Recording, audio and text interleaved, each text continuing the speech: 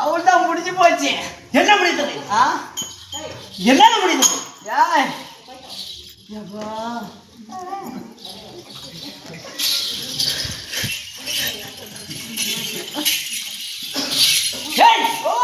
என்னடா முடிந்தது? தாயே சாமி, ஏமா ஆம்பளையா இல்ல பொம்பளையா தெரியாது. என்னை பார்த்துடன் தெரியாது, பார்த்துடன் தெரியாது.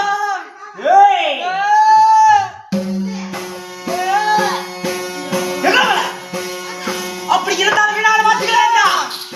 இப்பொழுது பார்த்தால் இந்த சமயம் பார்த்தால் உங்களுக்கு எப்படி தோன்றுகிறது? எப்படி அம்மா தோன்றுது? அலை கிணற போன்ற நடக்கமும் செங்கடலை போன்ற சிறப்பும் சிறப்பும்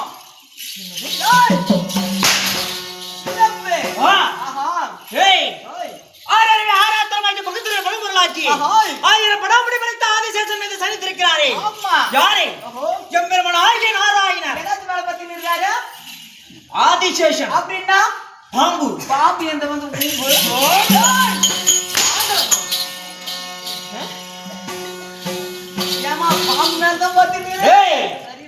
அப்படி ஆதிசேஷன் சனித்திருக்கூடிய எம்பெருமான் ஆகிய மார்பிலே குடியிருக்கக்கூடிய மகாலட்சுமி.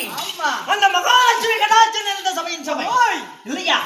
இச்சபையினால் நான் வருகிற போது நான் யார், என்னுடைய பேர் என்ன, யாருக்கு மகளாக பிறந்தேன், என் தாயார் யார், தந்தையார் யார் தெரியவிட உனக்கு எனக்கு தெரியாதம்மா. நீ சொல்லியா?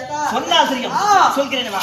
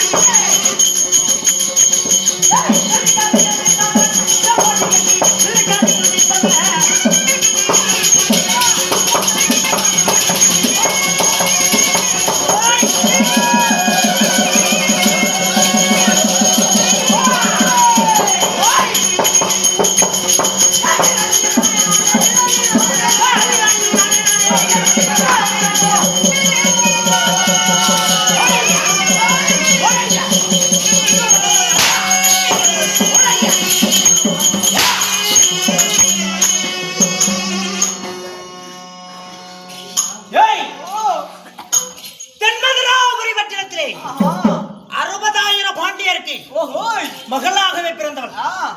எப்படி எப்படி 60,000 பாண்டியர்கள்? உனக்கு எத்தனை தாய் தந்தையர்கள்? எனக்கு ஒண்ணு. எனக்கு எத்தனை தாய் தந்தையர்? 60,000 பேர்கள். 60,000 பேரு? ஆமா.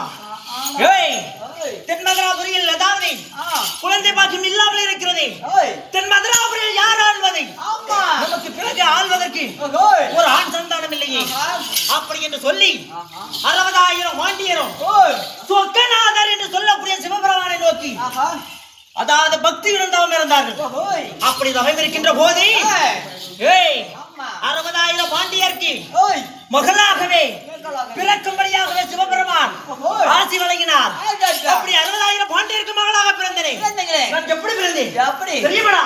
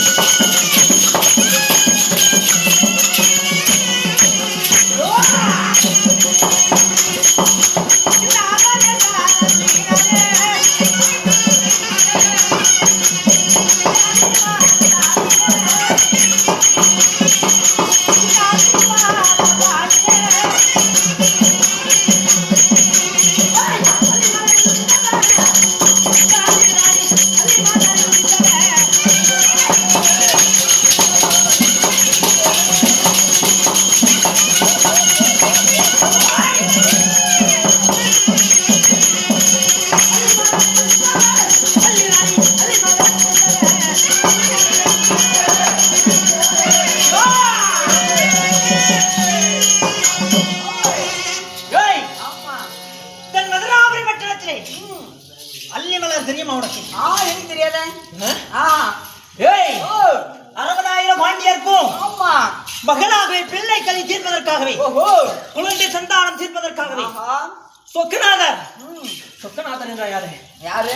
சிவபெருமான். ஆமா. அப்படி சொக்கன் என்று சொல்லக்கூடிய சிவபெருமான் அவர்களாலே அல்லி மலரிலே நாள் பிறந்தவள். அல்லி மலர்? அல்லி? ஆமா.